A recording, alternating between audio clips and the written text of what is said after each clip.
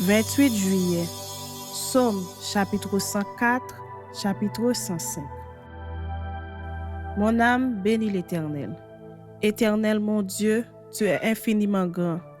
Tu es revêtu d'éclat et de magnificence. Il s'enveloppe de lumière comme d'un manteau, il étend les cieux comme un pavillon.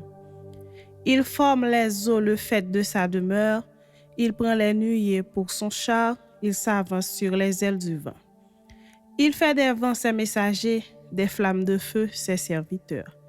Il a établi la terre sur ses fondements, elle ne sera jamais ébranlée. Tu l'avais couverte de l'abîme comme d'un vêtement, les eaux s'arrêtaient sur les montagnes. Elles ont fui devant ta menace, elles se sont précipitées à la voix de ton tonnerre. Des montagnes se sont élevées, des vallées se sont abaissées au lieu que tu leur avais fixé. Tu as posé une limite que les eaux ne doivent point franchir, afin qu'elles ne reviennent plus couvrir la terre. Elle conduit les sources dans des torrents qui coulent entre les montagnes.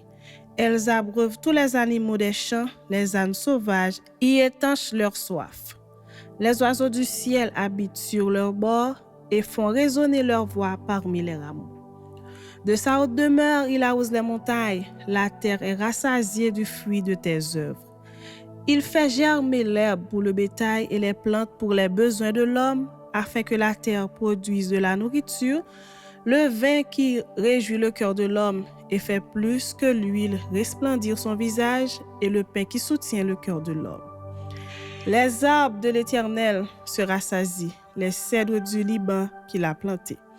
C'est là que les oiseaux font leur nid, la cigogne a sa demeure dans les cypresses, les montagnes élevées sont pour les boucs sauvages, les rochers servent de retraite aux damas.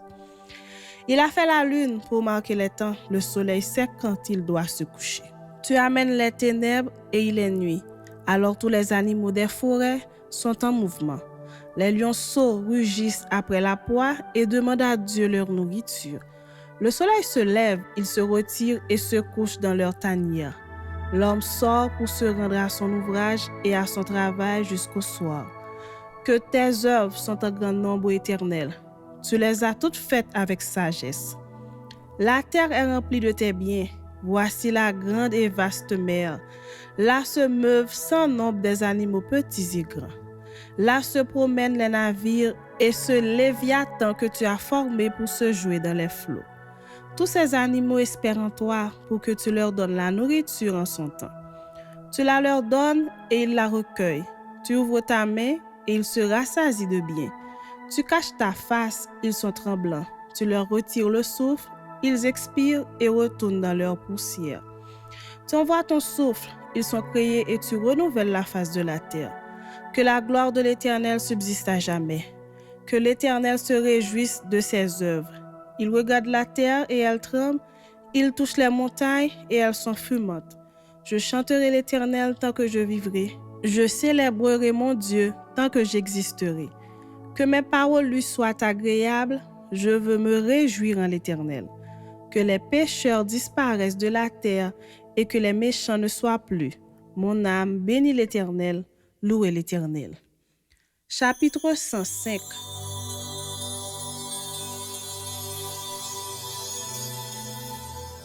Louez l'Éternel, invoquez son nom. Faites connaître parmi les peuples ses refaits. Chantez, chantez en son honneur. Parlez de toutes ses merveilles. Glorifiez-vous de son saint nom, que le cœur de ceux qui cherchent l'Éternel se réjouisse. Ayez recours à l'Éternel et à son appui, cherchez continuellement sa face. Souvenez-vous des prodiges qu'il a faits, de ses miracles et des jugements de sa bouche. Postérité d'Abraham, son serviteur, enfant de Jacob, ses élus. L'Éternel est notre Dieu, ses jugements s'exercent sur toute la terre. Il se rappelle à toujours son alliance, ses promesses pour 1000 générations, l'alliance qu'il a traitée avec Abraham et le serment qu'il a fait à Isaac. Il l'a érigé pour Jacob en loi, pour Israël en alliance éternelle, disant « Je te donnerai le pays de Canaan comme héritage qui vous est échu. » Ils étaient alors peu nombreux, très peu nombreux et étrangers dans le pays, et ils allaient d'une nation à l'autre et d'un royaume vers un autre peuple. Mais il ne permit à personne de les opprimer et il châtia des rois à cause d'eux. Ne touchez pas à mes rois et ne faites pas de mal à mes prophètes. Il appela sur le pays la famine, il coupa tout moyen de subsistance. Il envoya devant eux un homme. Joseph fut vendu comme esclave.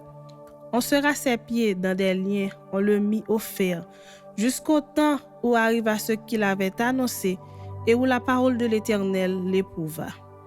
Le roi fit ôter ses liens, le dominateur des peuples le délivra.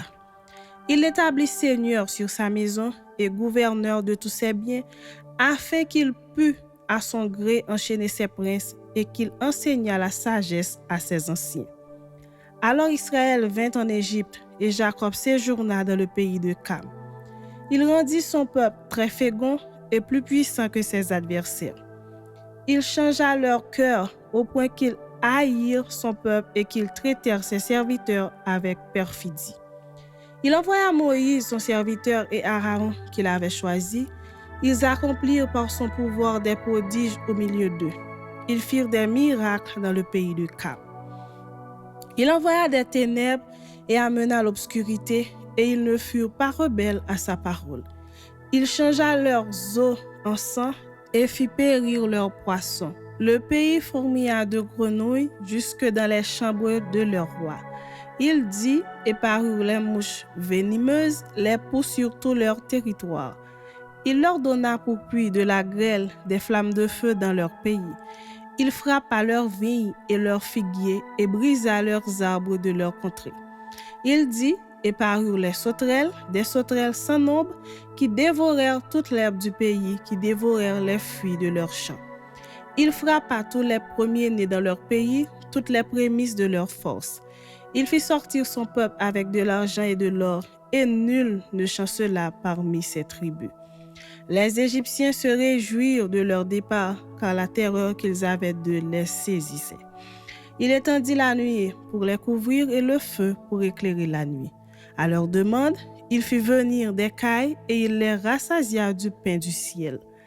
Il ouvrit le rocher et des eaux coulèrent, elles se répandirent comme un fleuve dans les lieux arides. Car il se souvint de sa parole sainte et d'Abraham son serviteur. Il fit sortir son peuple dans l'allégresse, ses élus au milieu des cris de joie. Il leur donna les terres des nations et ils possédèrent le fruit du travail des peuples afin qu'ils gardassent ses ordonnances et qu'ils observassent ses lois. Louez l'Éternel.